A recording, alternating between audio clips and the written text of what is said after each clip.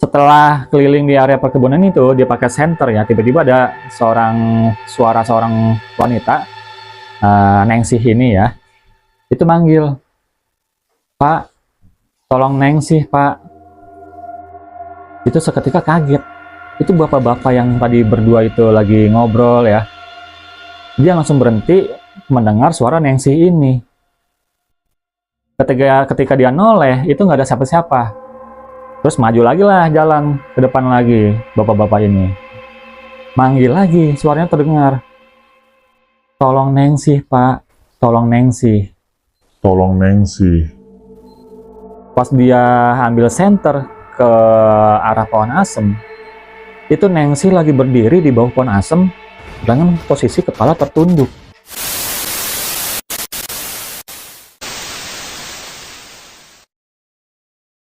Assalamualaikum warahmatullahi wabarakatuh. Kembali lagi di channel Gilang Galunggung. Apa kabar buat teman-teman di rumah? Semoga semuanya dalam keadaan sehat walafiat ya. Cuaca kita lagi hujan terus ya sekarang. Jadi buat teman-teman jaga terus kesehatannya di rumah. Dan jangan lupa kalau lagi santai di rumah tonton channel Gilang Galunggung. Oke? Dan video kali ini kita mendapatkan sebuah kisah dari narasumber kita. Kita sebut saja ya, nama narasumber kita ini adalah Mas Adit. Jadi sebelum lanjut ke kisah dari Mas Adit ini dengan kekasihnya, buat teman-teman di rumah jangan lupa like, subscribe, dan komen. Penasaran seperti apa kisah dari Mas Adit ini? Langsung saja berikut kisahnya.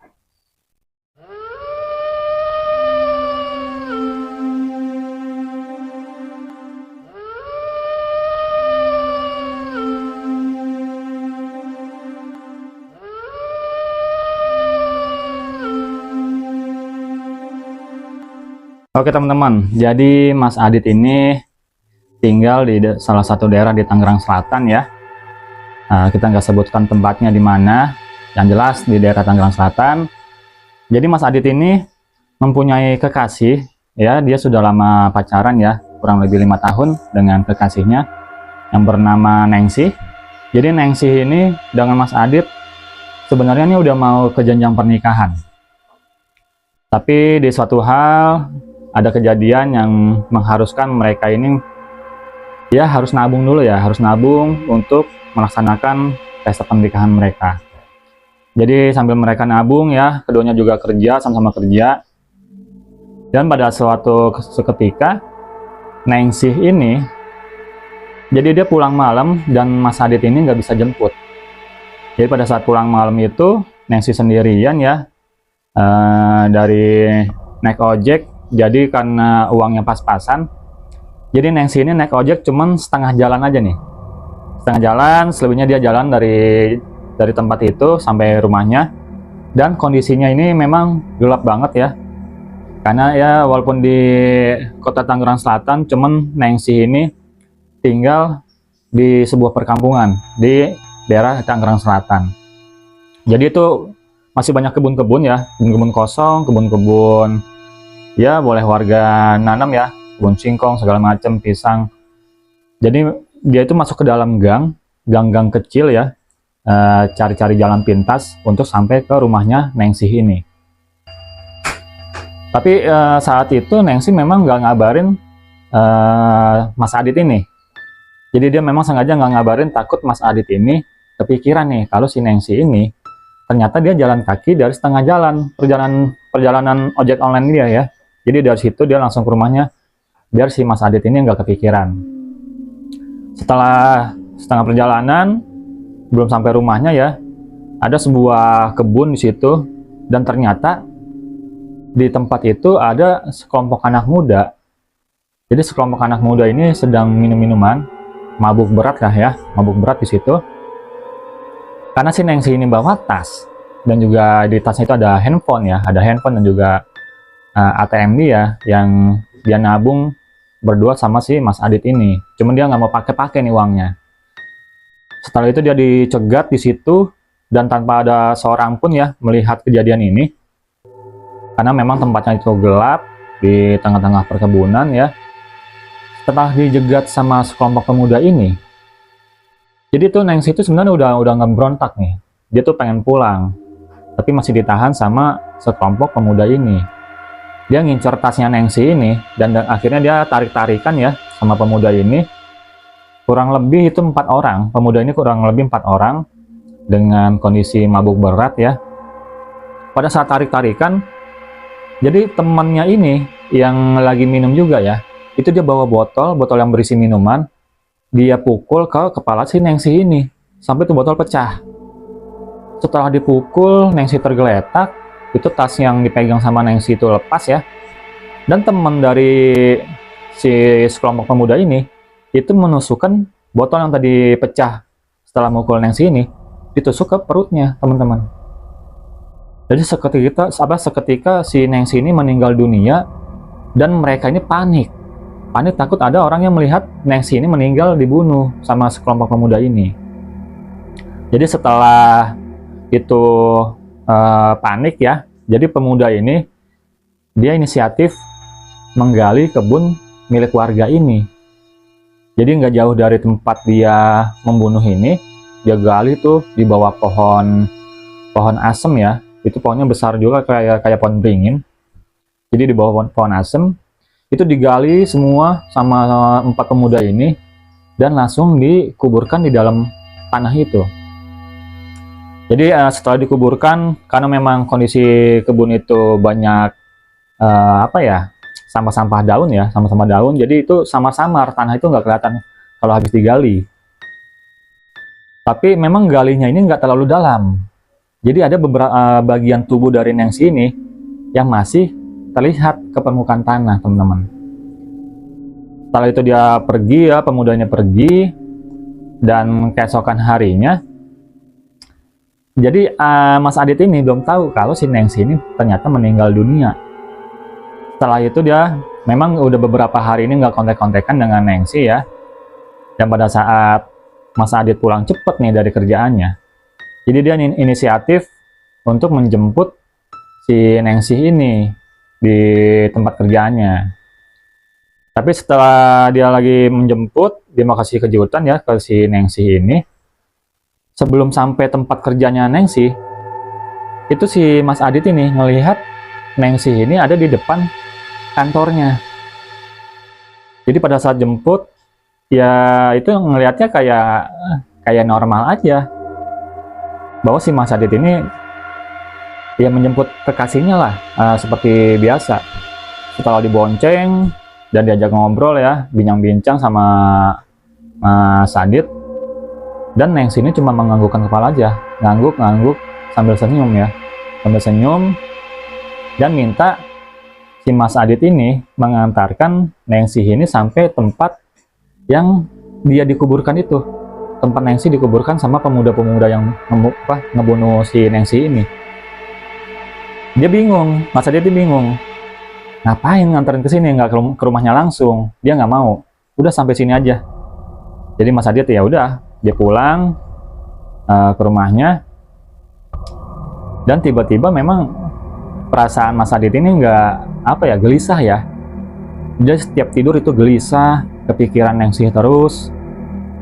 Dan tiba-tiba orang tua dari Nengsi ini itu nelpon Mas Adit ini. Dia bilang, Nengsi lagi sama Mas Adit nggak? Ternyata dia udah 2 hari nggak pulang ke rumahnya. Padahal si Mas Adit ini itu udah nganterin sampai depan rumahnya ya, walaupun nggak sampai rumahnya ya, masih di jalanan arah mau ke rumah si Nengsi ini. Jadi itu Mas Adit ya langsung aja bilang ke orang tuanya kalau dia udah mengantarkan pulang Nengsi ini. Dan ada tiba-tiba sekelompok bapak-bapak ya, sekelompok bapak-bapak lagi ngeronda nih. Jadi lagi ngeronda,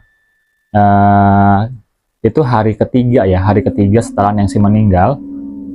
Jadi bapak-bapak ini ngeronda dan keliling ke beberapa area yang ada di perkampungan itu. Setelah dia keliling, cuman jadi dibagi ya beberapa orang. Jadi 2 orang ke arah mana, 2 orang ke arah kebun, dan 2 orang lagi ke arah depan gitu ya. Itu bagi-bagi tugas. Jadi semuanya keliling. Nah, apesnya ini 2 orang yang bapak-bapak ini kebagian keliling di area perkebunan itu. Setelah keliling di area perkebunan itu, dia pakai senter ya, tiba-tiba ada suara seorang wanita, Ningsih ini ya, itu manggil, "Pak, tolong Ningsih, Pak." Itu seketika kaget. Itu bapak-bapak yang tadi berdua itu lagi ngobrol ya. Dia langsung berhenti mendengar suara Ningsih ini. Ketika dia noleh, itu nggak ada siapa-siapa. Terus maju lagi lah jalan ke depan lagi, bapak-bapak ini. Manggil lagi, suaranya terdengar. "Tolong Ningsih, Pak. Tolong Ningsih." Tolong Ningsih. Pas dia ambil senter ke arah pohon asem, itu Ningsih lagi berdiri di bawah pohon asem dengan posisi kepala tertunduk.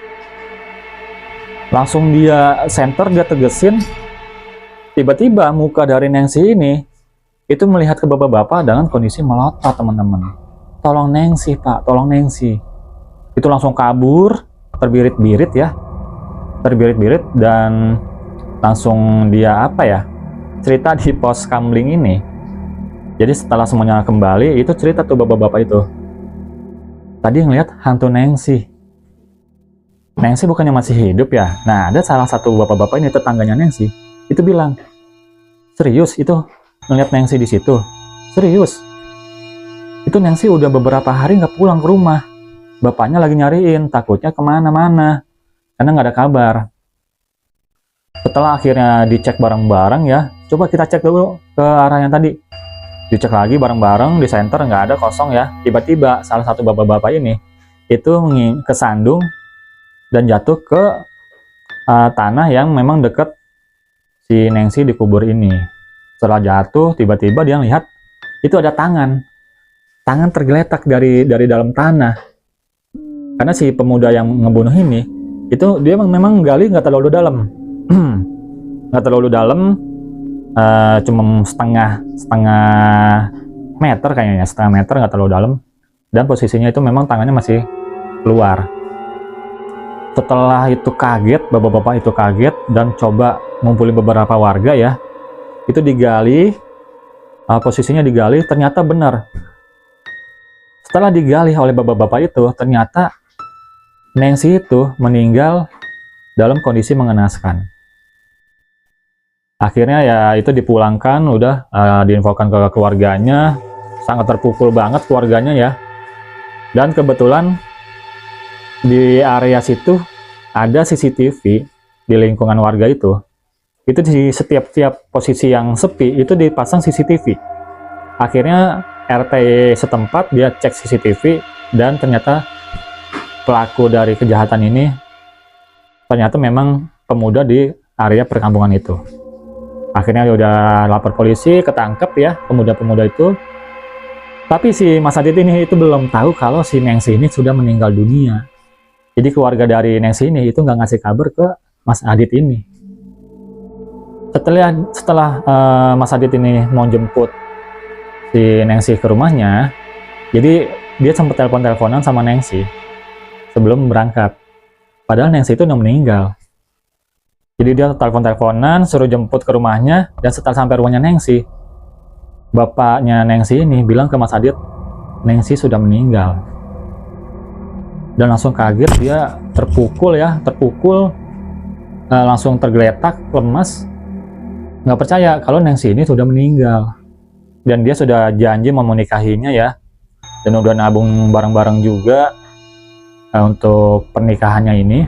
Akhirnya kandas karena Ningsih ini dibunuh oleh sekelompok pemuda.